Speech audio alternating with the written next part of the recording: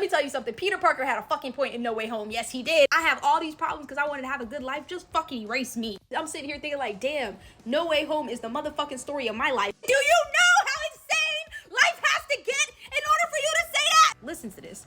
Peter Parker would have just rather not existed, erased himself from all the connections in his life, including his best friend and the love of his life, because he just wanted to be able to do what the fuck he loves in peace, only to create a bigger problem. And he still tried to be a nice fucking guy. And then surprise, you run into a bitch with multiple personalities that thinks that you're the enemy that they once encountered, and rather than just going back to that world to go harass that other nigga in peace, surprise, Peter Parker, the nigga that you decide to help just decides they're gonna ruin your entire life just to prove a point that you can't help everybody. Yeah. Take the whole life. Take the whole life. Just erase me. The lesson in this: with great power comes great responsibility. So you gotta be the bigger person. Except I don't have two other versions of me to stop me from being the worst version of me. So now I gotta sit here and decipher what would Peter Parker have done if Peter 2 and Peter 3 weren't in the picture. It really just remarks into an incredible story of being okay with having to take an L. Sometimes you really do just have to be okay with starting over. What you have will always come back to you if you just hold on to the pieces of yourself that created it to begin with.